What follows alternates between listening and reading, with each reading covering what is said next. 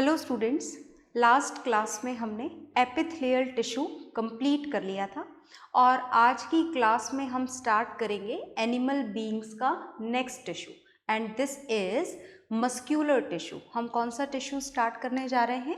Muscular tissue. आप muscular tissue भी बोल सकते हैं इसे और मसल टिश्यू भी बोल सकते हैं। Is it okay? तो चलिए हम शुरुआत करने जा रहे हैं मस्क्यूलर टिश्यू की। ध्यान से सुनिएगा। ये जो मस्क्यूलर टिश्यू है इसका मेन फंक्शन जो होता है वो क्या होता है? इसका मेन फंक्शन होता है बॉडी पार्ट्स का मूवमेंट। Is it okay? जैसे movement of hand, movement of legs, movement of neck. In the same way आपकी जो इनवॉलंटरी मूवमेंट है, ये तो वो मूवमेंट है जो आपके कंट्रोल में थे, है ना। हमारी इच्छा होगी तो हम अपने हाथ को मूव करवाएंगे, नहीं होगी तो नहीं करवाएंगे। Is it okay? मतलब हमारे हैंड का मूवमेंट हमारी विल के कंट्रोल में होता है ना, हमारी इच्छा के कंट्रोल में होता है। ओके? कुछ मूवमेंट ऐसे होते हैं जो हमारी विल के कंट्रोल में नहीं होते हैं, अपने आप हो जाते हैं। Is it okay? For example, movement of food pipe when the food enters into it. Is it okay? Similarly, the movement of heart which is known as heart beat, वो आपके कंट्रोल में नहीं होती। आप सोचो कि आज हार्ट धीमे धीमे बीट करे तो ऐसा नहीं हो सकता, है ना। आपकी मर्जी से हार्ट बीट की स्पीड कंट्रोल नहीं होती। मतलब वो जो मूवमेंट है जो आपके हार्ट के थ्रू कंप्लीट हो रहा है वो कैसा मूवमेंट है? Involuntary movement which is not in our control. Is it okay? So movement किसी भी टाइप का हो, मूवमेंट इनवॉलंटरी हो या फिर वॉलंटरी हो, किसी भी टाइप का मूवमेंट हो, जितने भी आपके बॉडी पार्ट्स के मूवमेंट होते हैं they all are controlled by the muscular tissue. कौन से टिश्यू के थ्रू कंप्लीट होते हैं? मस्क्यूलर टिश्यू के थ्रू कंप्लीट होते हैं।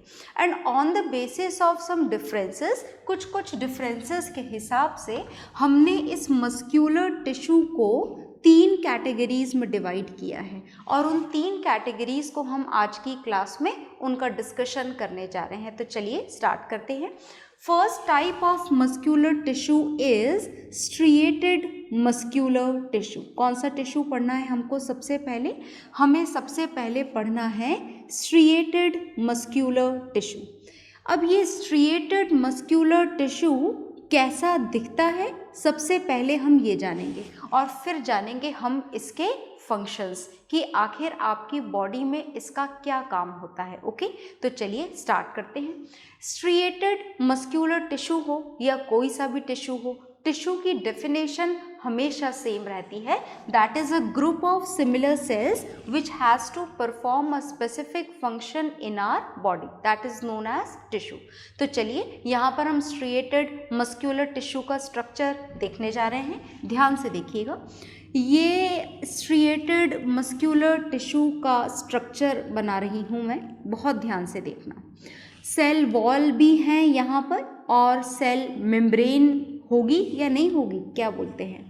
तो देखिए हम एनिमल टिश्यू पढ़ रहे हैं। एनिमल टिश्यू का मतलब the tissue which is made with the animal cell, और एनिमल सेल के अंदर सेल वॉल नहीं होती है। मतलब सिर्फ क्या होती है? Cell membrane which is known as plasma membrane. पर उस सेल मेम्ब्रेन को जिसको हम प्लाज्मा मेम्ब्रेन बोला करते हैं, यहाँ पर उसका नाम प्लाज्मा मेम्ब्रेन या फिर सेल मेम्ब्रेन नहीं है, यहाँ उसका नाम कुछ और है। तो वो मैं आपको अभी थोड़ी देर में बताती हूँ। उससे पहले हम ये स्ट्रक्चर यहाँ पर ड्रॉ कर लेते हैं। तो देखिए ऐसी लॉन्ग इलोंगेटेड सेल्स इस टिश्यू में प्रेजेंट होती हैं। कौन से टिश्यू की बात कर रहे हैं हम बात कर रहे हैं स्ट्रिएटेड मस्क्यूलर टिश्यू की, जो मैं आपके सामने बना रही हूँ। और ये जो लंबी लंबी लाइंस आपको दिखाई दे रही हैं they are the cell membrane. इनको क्या बोला जाता है? Cell membrane.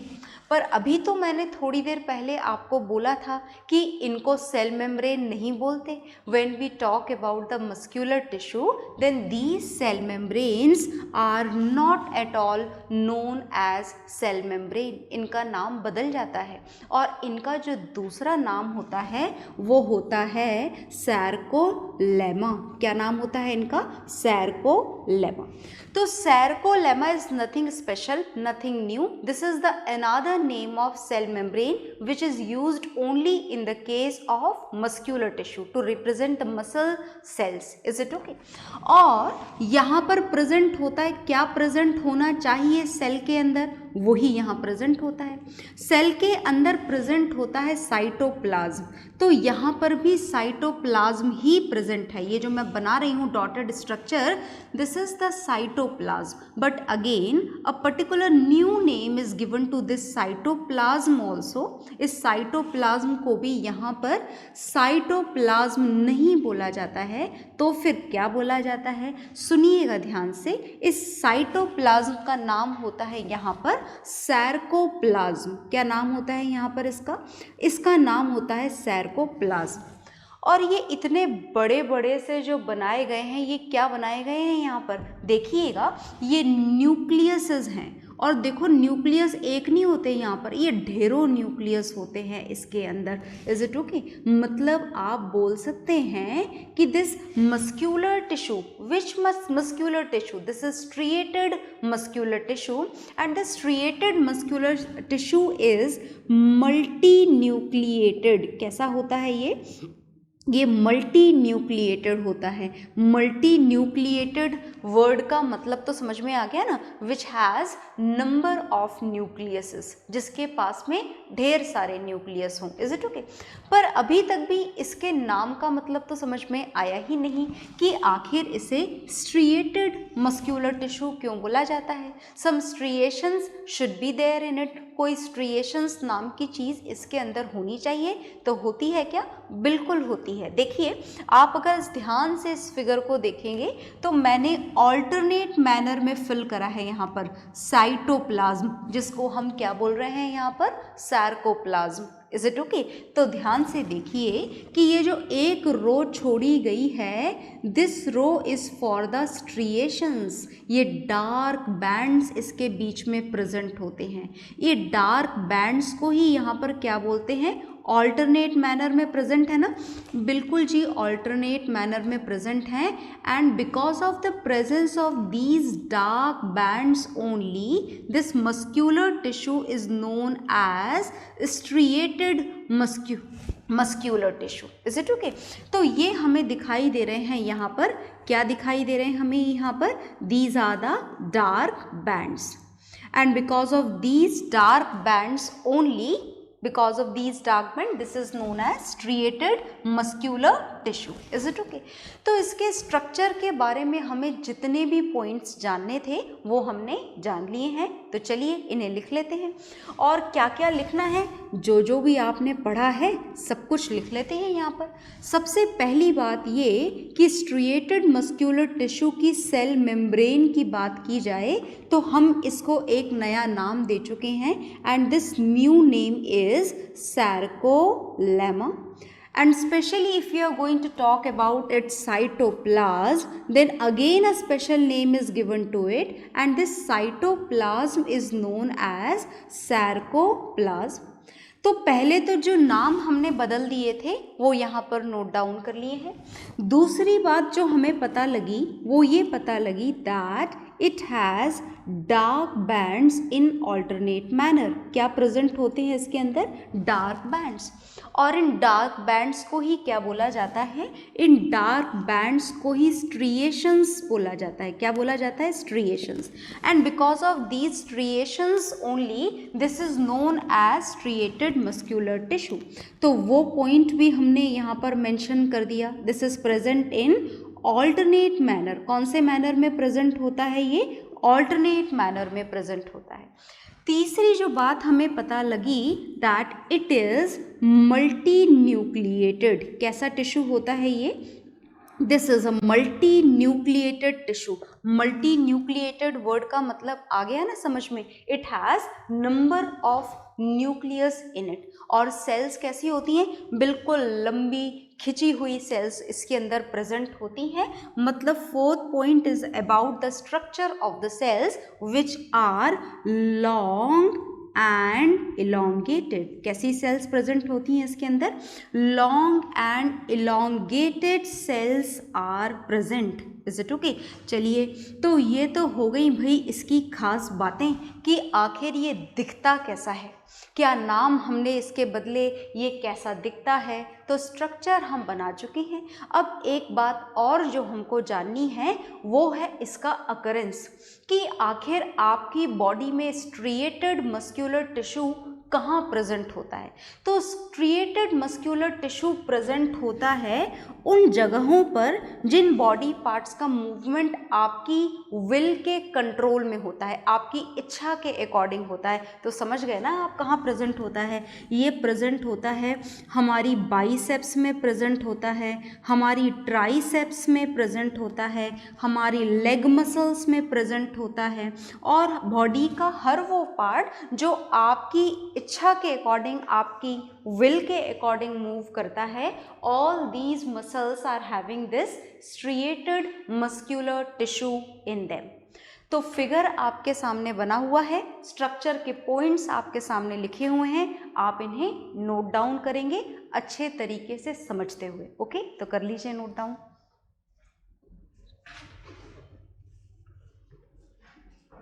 तो आप लोगों ने इसे नोट डाउन कर लिया होगा। अब नोट डाउन करने के बाद में हमें इसका फंक्शन लिखना है स्ट्रिएटेड मस्कुलर टिश्यू का। और देखिए, स्ट्रिएटेड मस्कुलर टिश्यू का सिर्फ एक ही फंक्शन है। क्या फंक्शन है?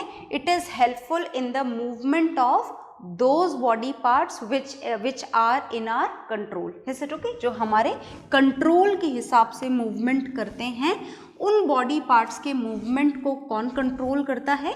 उन बॉडी पार्ट्स के मूवमेंट को कंट्रोल करता है स्ट्रिएटेड मस्कुलर टिश्यू। तो स्ट्रिएटेड मस्कुलर टिश्यू के बारे में हमें सिर्फ इतना ही जानना था। और अब हमें क्या जानना है? Next muscular tissue, and this next muscular tissue is smooth muscular tissue. जो नेक्स्ट हमको पढ़ना है वो कौन सा पढ़ना है? नेक्स्ट हमें पढ़ना है स्मूथ मस्कुलर टिश्यू। अब ये जो स्मूथ मस्कुलर टिश्यू है, नाम ने हमें बता दिया बहुत कुछ। क्या बताया नाम ने? नाम ने हमें ये बताया कि ये स्मूथ है। What does it mean? इसका क्या मतलब हमें समझ में आया? इसका हमें ये मतलब समझ में आया कि इसके अंदर ऑल्टरनेट मैनर में स्ट्रिएशंस प्रेजेंट नहीं होते हैं। आ गई बात समझ में? तो चलिए हम स्मूथ मस्कुलर टिश्यू बना लेते हैं, मतलब हम स्मूथ मसल सेल्स बना लेते हैं। तो देखिएगा कैसी होती हैं ये smooth muscle cells. They are spindle shaped cells. कैसी सेल्स होती हैं ये? स्पाइंडल शेप्ड, ऐसी सेल्स होती हैं। तो हम टिश्यू बना रहे हैं, तो चलिए 2-3 सेल और बना लेते हैं, क्योंकि tissue is a group of cell. तो ऐसी सेल्स इसमें प्रेजेंट होती हैं। स्ट्रिएशंस मतलब ऑल्टरनेट मैनर में जो डार्क बैंड्स आपने बनाए थे, वो डार्क बैंड्स इसके अंदर प्रेजेंट नहीं होते हैं। ये जो मैं बना रही हूँ ये डार्क बैंड्स बिल्कुल भी नहीं हैं। तो इसके सेंटर में सिर्फ एक सिंगल न्यूक्लियस इसके अंदर प्रेजेंट होता है, सिर्फ और सिर्फ एक न्यूक्लियस प्रेजेंट होता है। स्ट्रिएटेड मस्कुलर टिश्यू की तरह ये मल्टी न्यूक्लिएटेड नहीं होता है। तो ये हमने बना दिया इसका न्यूक्लियस। Is it okay? देखिए ध्यान से, यहाँ पर भी जो इसकी सेल मेम्ब्रेन है, उस सेल मेम्ब्रेन को बोला जाता है सार्कोलेमा, मतलब वही सेम नेम यहाँ पर भी प्रोवाइडेड है। And the fluid which is present in it, जो लिविंग कंपोनेंट इसका प्रेजेंट होता है, जो हर सेल में प्रेजेंट होता है, जिसका नाम होता है साइटोप्लाज्म। पर आप पहले ही जान चुके हैं कि मसल टिश्यू में इसको साइटोप्लाज्म नहीं बोला जाता है, तो यहाँ पर भी नहीं बोला जाएगा। और यहाँ पर भी इस साइटोप्लाज्म का जो नाम है, दिस इज सार्कोप्लाज्म। आ गई बात समझ में? तो चलिए हम स्मूथ मसल टिश्यू के बारे में जो पॉइंट्स हमने यहाँ लिखे हैं उसे यहाँ मेंशन कर देते हैं। तो हम इसके स्ट्रक्चर के बारे में लिखने जा रहे हैं, बहुत ध्यान से देखिएगा। इस स्ट्रक्चर के बारे में हमें कौन कौन सी बातें समझ में आ गई हैं। First point is exactly same, that cell membrane is known as sarcolemma and cell cytoplasm is known as sarcoplasm. So we are not at all going to write it again, but yes, if you have to write down it in exams then you write it, है ना, आप ज़रूर लिखिएगा। मैंने यहाँ mention कर दिया है कि इसको sarcoplasm बोलते हैं और इसको सैर्कोलेमा बोलते हैं। तो सेल मेम्ब्रेन को क्या बोलते हैं? Cell membrane is sarcolemma and cytoplasm is known as sarcoplasm. दूसरी बात हमें समझ में आई that these tissues do not have striations in them. क्या प्रेजेंट नहीं होता है इनके अंदर? स्ट्रिएशंस प्रेजेंट नहीं होते हैं। They do not have striations in them. क्या प्रेजेंट नहीं होता इनके अंदर? स्ट्रिएशंस प्रेजेंट नहीं होते हैं। तो ये कर दिया हमने यहाँ पर मेंशन।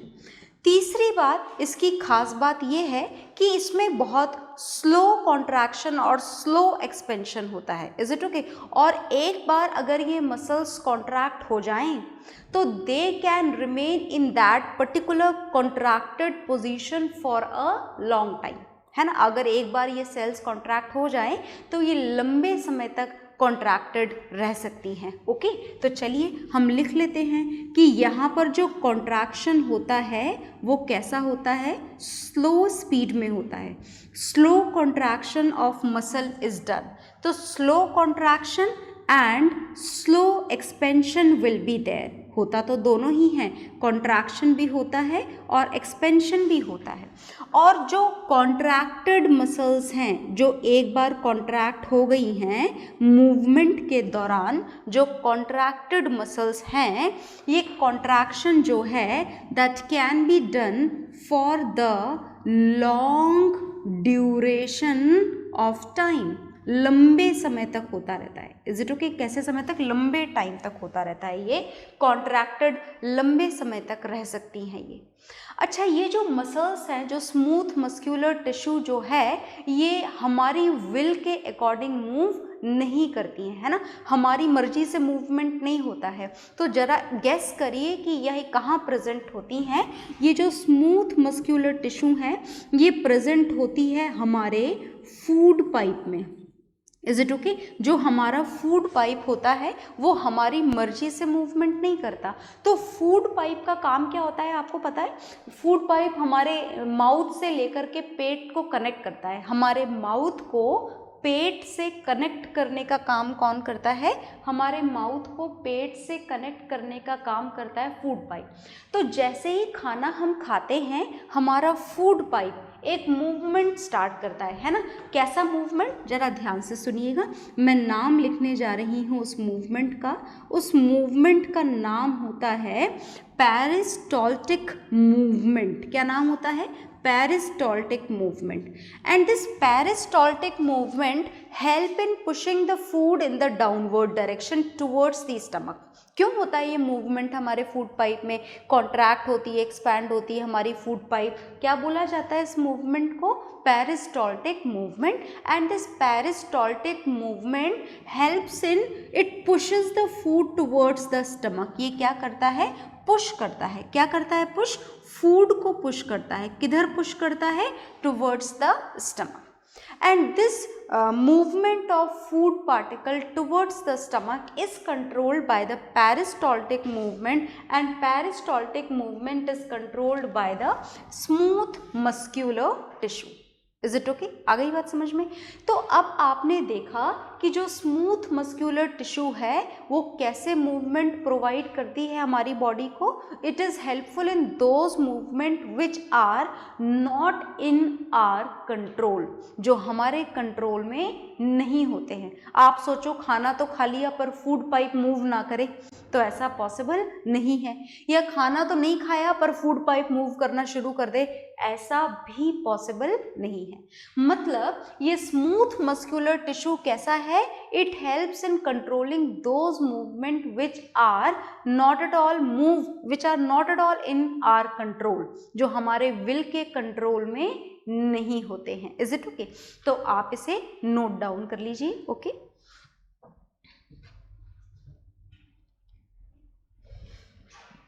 तो आपने इसे नोट डाउन कर लिया होगा। अब ये जो स्मूथ मस्कुलर टिश्यू आपने पढ़ा, इसका फंक्शन मैं आपको बता चुकी हूँ, एक ही लाइन का फंक्शन है, आप अपने आप इसे लिख लेंगे। तो स्मूथ मस्कुलर टिश्यू का फंक्शन हमें क्या समझ में आया, that it helps in controlling those movement which are not in control of our will, जो हमारी इच्छा के कंट्रोल में नहीं होते हैं, उन्हें बोला जाता है, उनको कंट्रोल किया जाता है स्मूथ मस्कुलर टिश्यू के थ्रू। अब देखिए बात, अगर हम स्ट्रिएटेड मस्कुलर टिश्यू की करें तो वो भी काम करते करते थक जाता है ना? क्या सोचते हो, थकता है या नहीं? हमारा हाथ है, मूवमेंट करते करते थकेगा या नहीं थकेगा, या हम करते ही चले जाएंगे? नहीं, बिल्कुल भी नहीं, थक जाएगा, है ना? थोड़ी देर तक अगर हम एक पर्टिकुलर मूवमेंट हमारे हाथ को या हमारे पैर को प्रोवाइड करेंगे तो वो थक जाएगा, मतलब उसको रेस्ट की ज़रूरत होगी। तो स्ट्रिएटेड मस्कुलर टिश्यू को रेस्ट की ज़रूरत होती है। स्मूथ मस्कुलर टिश्यू अपने आप ही रेस्ट कर लेते हैं। क्यों रेस्ट कर लेते हैं? क्योंकि देखो फूड पाइप में प्रेजेंट है, आप दिन भर तो खाना खाओगे नहीं, तो उसे अपने आप ही ब्रेक मिल जाता है। आई बात समझ में? पर अगर हम बात थर्ड मस्कुलर टिश्यू की करें, हम थर्ड मस्कुलर टिश्यू पढ़ने जा रहे हैं, ध्यान से देखिएगा। This third muscular tissue is cardiac muscular tissue. कौन सा मस्कुलर टिश्यू है ये थर्ड? ये थर्ड है cardiac muscular tissue. And this cardiac muscular tissue does not need rest, ये कभी नहीं थकता। Tirelessly, it work tirelessly till the end of life. Is it okay? जब तक हमारी लाइफ रहती है तब तक ये बिना थके मूवमेंट करता है। तो मुझे लगता है कि आप समझ गए होंगे कि ये कार्डियक मस्कुलर टिश्यू हमारी बॉडी के कौन से ऑर्गन में प्रेजेंट होता है। तो मैं यहाँ पर मेंशन भी कर देती हूँ, this cardiac muscular tissue is present in the heart and it works tirelessly till the end of the life. बिल्कुल बिना थके, बिना रुके, बिल्कुल टायरलेसली ये काम करता रहता है। कब तक? It move tirelessly till the end of the life. Is it okay? बिल्कुल हमारी लाइफ के एंड तक ये काम करता चला जाता है। कौन सा टिश्यू? Cardiac muscular tissue. तो इसका जो फंक्शन है वो मैंने सबसे पहले लिख दिया है। तो चलिए फंक्शन के बाद में अब हम डिस्क्राइब करते हैं इसका स्ट्रक्चर। किसका स्ट्रक्चर हम डिस्क्राइब करने जा रहे हैं? कार्डियक मस्कुलर टिश्यू का। तो कार्डियक मस्कुलर टिश्यू में ऐसे long elongated fibres like structure इसमें प्रेजेंट होते हैं। Is it okay? बीच बीच में न्यूक्लियस प्रेजेंट होता है। बाकी सारी जो बातें हैं ये ऑलमोस्ट सेम हैं जो आपने बाकी दोनों टिश्यूज़ में पढ़ी हैं। मतलब यहाँ पर भी सेल मेम्ब्रेन को क्या बोला जाता है? यहाँ पर भी सेल मेम्ब्रेन को सेम नाम से बुलाया जाता है। And the cytoplasm is also known with the same name, that is sarcoplasm. Cytoplasm का नाम भी सेम है और सेल मेम्ब्रेन का नाम भी सेम है। And this is the nucleus and some cross bands are also present in it. इस तरीके से ये क्रॉस बेंड्स यहाँ पर प्रेजेंट होते हैं। और ये जो क्रॉस बेंड्स यहाँ पर प्रेजेंट हैं, इन क्रॉस बेंड्स को यहाँ पर क्या बोला जाता है? नाम सुनिएगा। These are not the striations, ये स्ट्रिएशंस नहीं है, इनको बोला जाता है इंटरकैलेटेड डिस्क। क्या बोला जाता है इनको? इनको बोला जाता है intercalated disc. Is it okay? तो बस as the structure point are same of this cardiac muscular tissue, so you can write down the structure point by your own. अपने आप लिखेंगे स्ट्रक्चर के पॉइंट, और फंक्शन मैंने आपके सामने यहाँ पर इसका लिख दिया है। डायग्राम ज़रूर बनाएंगे, चाहे तो बोर्ड से बनाएं और चाहे तो अपने नोट्स में से बनाएं, पर बनाएंगे ज़रूर। Is it okay? तो इसी के साथ में हमारा मस्क्यूलर टिश्यू हमने ख़त्म कर दिया है। Is it okay? और इसके बाद में हमको पढ़ना है connective tissue in animals, but that will see in the next class. Okay, bye everyone.